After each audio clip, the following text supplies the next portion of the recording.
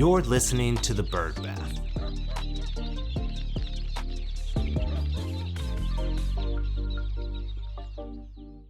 This episode of The Bird Bath is brought to you by Snout. Ever wish you could magically get your clients to come in twice as often? Then you've got to check out Snout, the wellness plan company that everyone seems to be buzzing about. Trust me, this isn't your grandfather's wellness plan. I've seen just about every version of these things over the years, and the team at Snout is the first to actually get it right. You've got to see it for yourself. Head over to snoutplans.com to schedule a quick demo and mention the Bird Bath for an exclusive offer. Again, that's snoutplans.com, or just click the link in the show notes, and don't forget to mention the Bird Bath. Happy visits! Welcome back to the Bird Bath. Each week we scrape the surface of the news you need to know, so let's get into it. Our top story this week is one that we have been going on and on about for the past few months, and it is a big update from the Competition and Markets Authority out of the UK. The Competition and Markets Authority said the provisional findings on their investigation identified concerns that pet owners often lack information about prices, treatments, and whether their local practice is independently owned or part of a larger corporate group like CVS and Pets at Home. So this was kind of a thing that a lot of people had been concerned about and trying to figure out if they're going to be seeing a large crackdown on the pricing structure within veterinary clinics at large groups. Well, the overall report turned out to be what a lot of people called pretty tame by the analysts.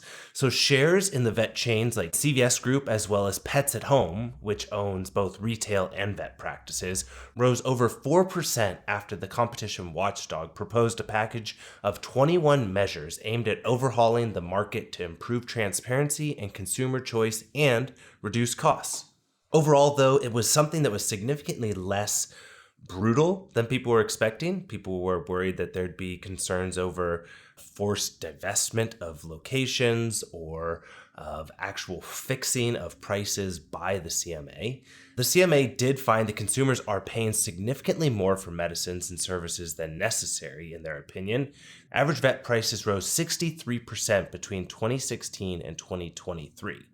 The proposals include requiring vet businesses to publish comprehensive price lists, be clear if they are part of a large group, and make sure that their policies and processes allow vets to act in the best interest of pets and pet owners. So it's a lot going on here. What I'm going to do, though, is this week on our Substack, I am going to break down those 21 findings, really give you all a good understanding, because this is something that we have wanted to hear the initial findings and the total findings, which still are to come. But make sure to subscribe to the Bird Bath Vet .substack.com to get the full breakdown and download here, or click on the link in the show notes. Again, this week we're going to go through what these 21 points were and see how they could be affecting care overseas and what we might see coming in the future here in the US. The rest of the show might just be a food one, so if your dog is listening, expect them to be hungry by the end of this. A recent year-long study conducted by Cornell University and backed by the farmer's dog found that feeding senior dogs fresh, human-grade, minimally processed food led to significant changes in their metabolism. Dr. Heather Hewson, who's an associate professor of animal sciences at Cornell University, worked with board-certified veterinary nutritionists employed by the farmer's dog for the study. The key takeaways from the study were that dogs fed the fresh food experienced lower levels of advanced glycation end products, which I feel like I'm saying acetaminophen when I go through this, but AGEs, compounds linked to aging and chronic disease. They also showed improvements in antioxidant compounds and healthier amino acid and fatty acid metabolism. The group study consisted of 22 senior Alaskan sled dogs over a year, and they compared fresh meals versus standard kibble. It's a big study here and primarily focused really on the older dogs and what that can mean from. But it suggests that the type of diet can affect aging markers, not just how active or how long the dog lives, but how well their metabolism functions. The study also points to the benefits of minimally processed human-grade style meals versus a more highly processed kibble, especially as you look at these older dogs. And it also adds a broader conclusion on pet nutrition. As dogs live longer, their diets need to shift and metabolism becomes more important. So keep in mind, this was a study that was backed by Farmer's Dog, and they were looking at a 1-year study with 22 Alaskan sled dogs. So still great things to actually see some of this studies and data and research happening here. Now, things are looking up and looking very good for Farmer's Dog. PitchBook reported earlier this year that as of February 2024, Farmer's Dog is reported to have about $1.2 billion of annualized net revenue, according to a source at the company. Further on in PitchBook's reporting, they interviewed Jason Fielder, who's a managing partner at Left Lane Capital. Jason said, "The market size for fresh pet food is larger than I could have ever imagined."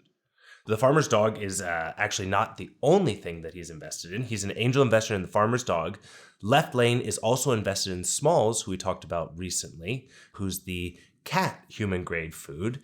But also, Left Lane is a partner and an investor in a couple other companies you might know. One, which will be a very tricky name to say, but Pets Table, which is different than The Pets Table, which is a company that was the pet food side of things for HelloFresh, which also had a previous investment from Left Lane Capital. So Left Lane Capital, if you're interested in doing some sort of pet food delivery, looking at the upgrades and human equivalent, they are your people that are interested in that. And we're seeing some more growth in this. So another big story that came out here is the Pets Table, which is that brand from HelloFresh, is now available at PetSmart. So HelloFresh pet food expanded themselves across additional retail services here. They're available in Walmart, and now they're available in PetSmart. So the food that they're going to have at these locations is their air-dried meals, which they say use whole, recognizable ingredients and a gentle cooking method that locks in both nutrients and flavors. In their studies, and what they've said is 85% of customers report that their dogs prefer the Pets Table to their old food. So lots of big things that are happening here. We've got Farmer's Dog coming out with data to show some actual medical benefits to dogs eating a fresh food. We're seeing big investments from companies that are doing it not just in dogs, but also Smalls and the things that they're doing for cats. We're seeing the Pets Table. We're seeing nearly $1 billion in revenue for Freshpet, which is publicly traded, and a lot of big things that are happening on the fresh dog food and pet food side of things. So very interesting to stay up to date and really track what's going on the pet care side of our industry, as it's now working with more board certified veterinary nutritionists on the vet care side of the industry. Now, two other stories, one that's not exactly just veterinary focused, but it probably affected some of the stuff that you had happening in your day.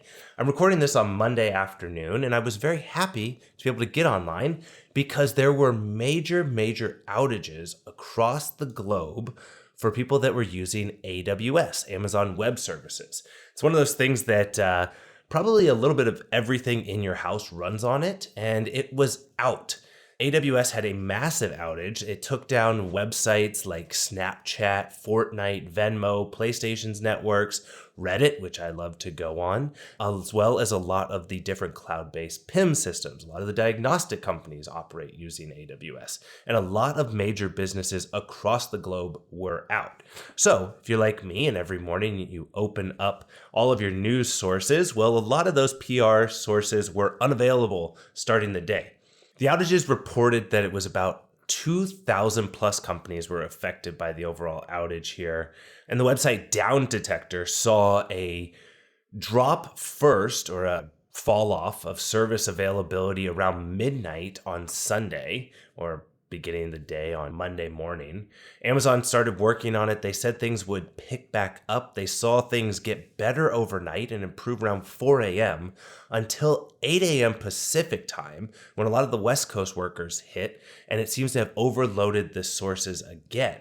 It's a big outage. It was one that finally seems to have been resolved by the end of the day on Monday, but it does get people questioning and worrying a little bit more about what the distribution of services and availability of their services are. I mean, you had systems like Ring, Verizon, YouTube, lots of things that people are using every single day, not just for entertainment, but for security, connectivity, communication. In total, Down Detector saw 9.8 million reports. 2.7 million of those reports were from the US, 1.1 in the UK, and the rest were spread out across Australia, Japan, the Netherlands, Germany, France. It was a very, very big outage, and it's one that has caused people to kind of just take a step back here and think about the distribution of where businesses are going.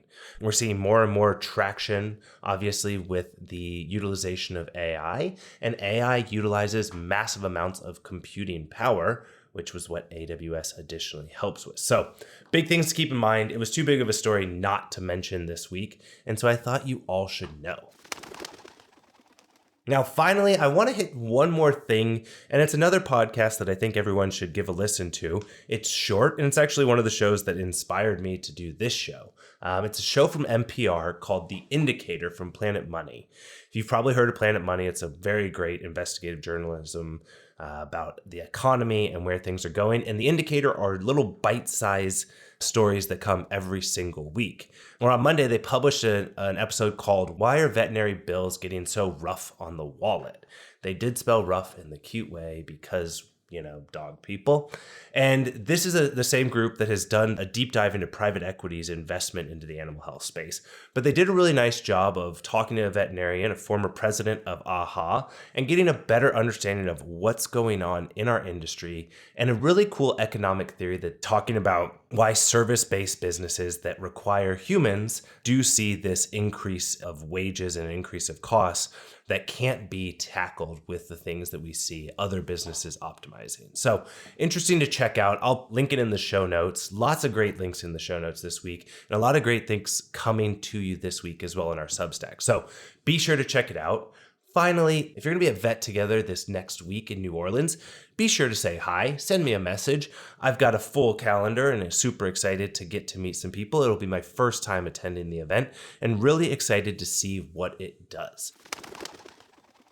For more on these and other stories, join us by subscribing to our Substack. There's a link in the bio. And don't miss out on any episodes by subscribing and rating the show. For The Bird Bath, I'm Ryan Leach. See you next week.